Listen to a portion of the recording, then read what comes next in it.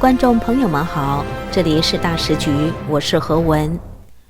四中全会后的中共权斗波谲云诡，自媒体人蒋网正从3个不同渠道的信息源证实，中共政治局委员马兴瑞18号晚上10点多和老婆荣丽一起被带走调查，牵出了彭丽媛办公室和70多亿资金的地下脉络。同一天，传闻被失踪的中共公安部长王小洪现身露面证平安，身后却浮现其大秘董义军向中纪委交代了所有的问题，并愿意做污点证人时离奇被害的传闻。王小洪究竟有没有牵涉到何卫东和苗华为习建立私家军的大案呢？是否会平安落地？这些都成为了外界关注的焦点。四中全会刚落幕，中共表面上团结稳定的官腔，掩不住其高层的暗流涌动。最新一波震到北京核心圈的，不是谁落马，而是中共政治局委员马兴瑞与妻子荣丽11月18号晚10点被中纪委带走调查。这个消息不是网上乱传，而是旅居澳洲，在体制内深耕多年的人脉博主蒋网正通过福建省福州市纪委、中纪委办公厅、上海市纪委3个不同系统的独立情报员交叉核实之后丢出来的。3条线3个系统指向同一件事，中共政治局委员马兴瑞出事了。马兴瑞把自己摘得很干净，真正敏感的是他的老婆荣丽，以及他背后的那条与彭丽媛办公室打着老乡牌的利益链。蒋网正说得极为直白，荣丽这些年打着彭丽媛办公室的旗号，搞出来的钱有70多亿。这不是传统意义上的收红包，而是白手套、基金、国企并购、香港跳板、新加坡家族信托那套真正的大人物安全玩法。因此，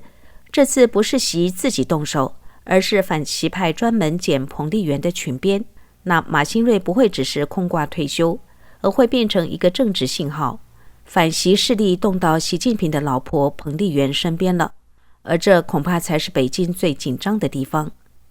蒋网正提供了一个过去的内情，荣丽的女儿、女婿一直持有加拿大永久居民身份。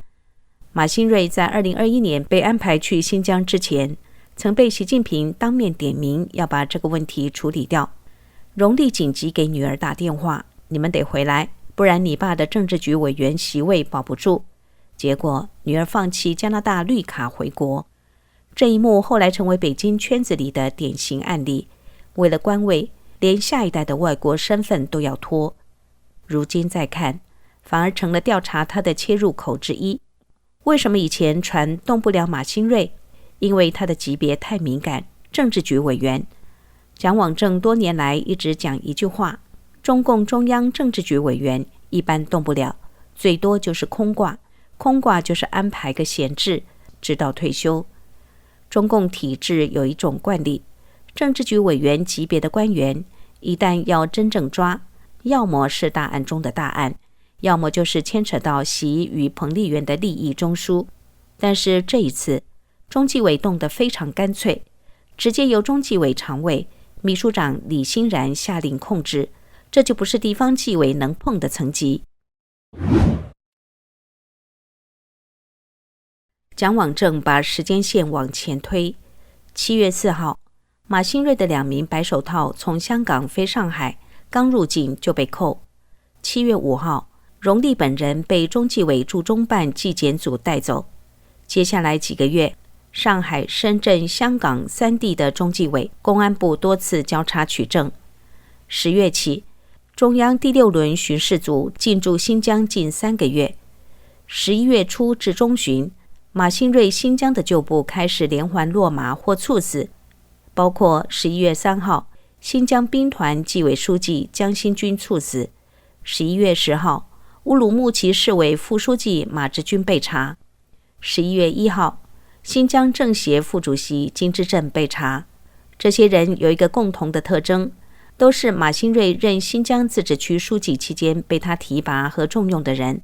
换句话说，调查马兴瑞是一路从边缘往核心推。四中全会之后，北京政治版图的清理动作没有像过去几年那样由习主导，而更像是另一股力量在剪习家军的裙边，一刀刀往核心削。马兴瑞过去被视为习近平的母亲，齐心的干儿子，习家老三，而今天他却被三方消息源同时指向当晚被带走。这不是一个人落马，而是北京政治风向的转折，这股风也吹向了王小洪。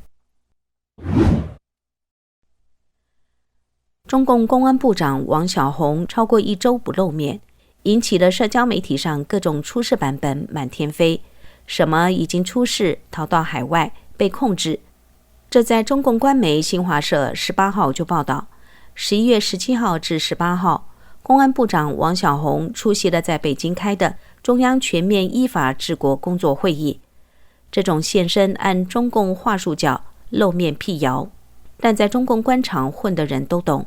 能露面不代表没事，能坐在台上也不代表能长久坐下去。真正刺眼的是他身后那个已经不在了的人，北京市公安局副局长，他的大秘董义军。四中全会第2天突发疾病，25天之后才说人已经死了。官方的版本很简单，董义军2025年10月21号在工作岗位上突发疾病，经抢救无效去世，享年58岁。这条消息直到11月15号才由中央政法委旗下的长安舰对外公布，整整拖了25天。对一个分管交通的北京市公安局副局长来说，这待遇太高级了。过去在北京能享受密不发丧的都是许其亮、王少军这种级别，一个是前军委副主席，一个是前中央警卫局局长，都是站在权力中枢门口的大人物。现在一个区北京市公安局副局长竟然也要延后报丧，还要全国政法系统开会学习他的事迹，最后干脆追认为烈士，发一堆荣誉称号。这种过度用力的哀荣本身就透着古怪。网名谢万军的异议人士11月17号在 X 平台丢出了一个完全不同的故事线。四中全会期间，作为王小洪的大秘董义军配合中纪委、国家监委，把王小洪在任北京公安局长期间的所有事都交代了，尤其是涉及协助习家族跨国洗钱的部分。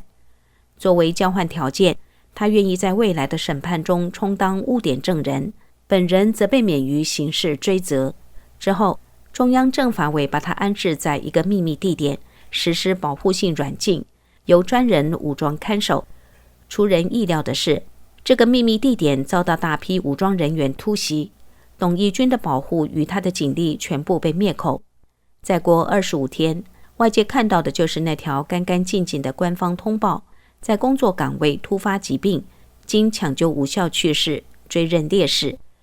更刺耳的一句传闻是，军方掌握的情报显示，这起袭击是习近平与王小洪安排的境外武装人员动手。这句话没有任何官方的证实，但在反习派与军方同情者之间流传甚广，因为只有这种级别的授意才能解释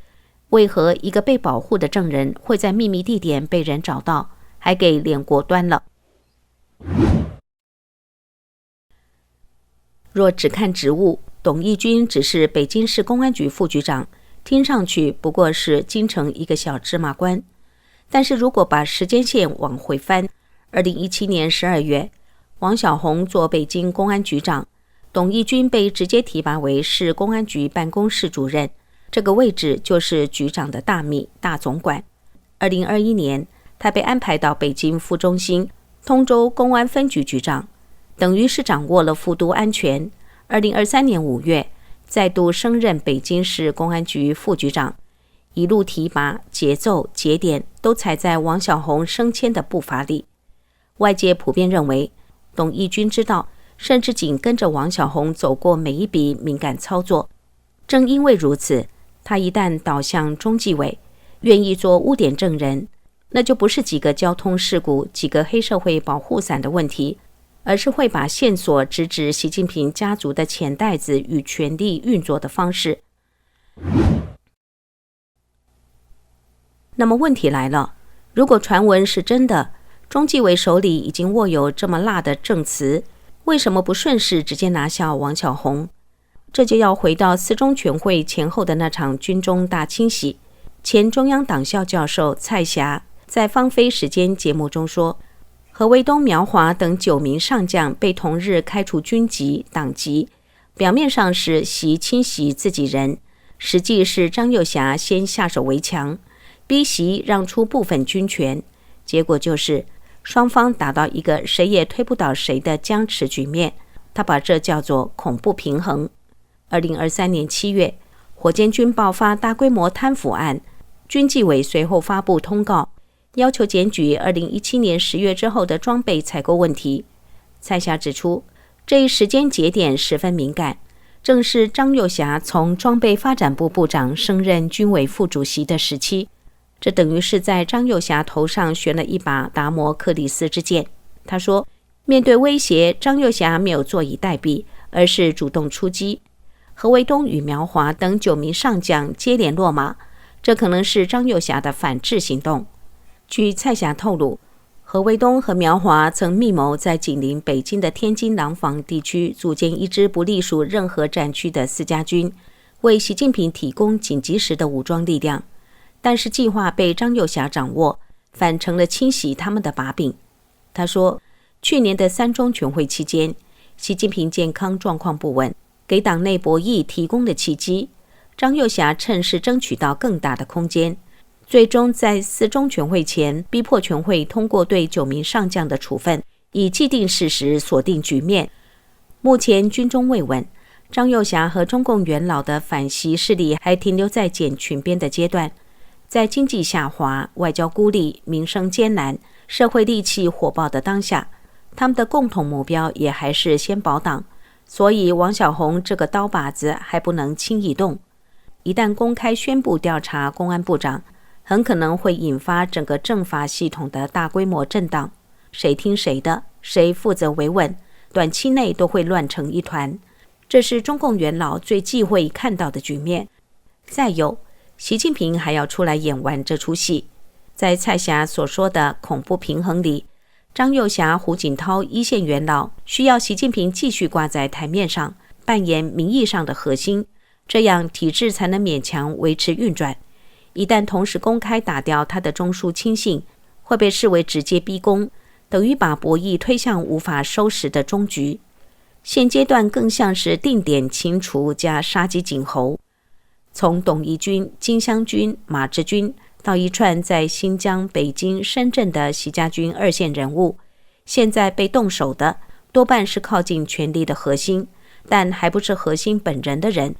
这既能切断习的触角，又能向中层官员发出信号，站哪队要重新考虑，但暂时不会掀翻整个桌子。在这个背景之下，王小洪露面在全面依法治国会议场面，镜头一扫，看上去依旧是风平浪静，但在场外，他的大秘、他的钱袋、他在军警联合行动中的角色，已在成为另一张未摊开的底牌。这里是大时局，感谢您的陪伴与思考，请订阅、分享并打开小铃铛，一起在动荡中坚守真相，在黑暗中点燃希望。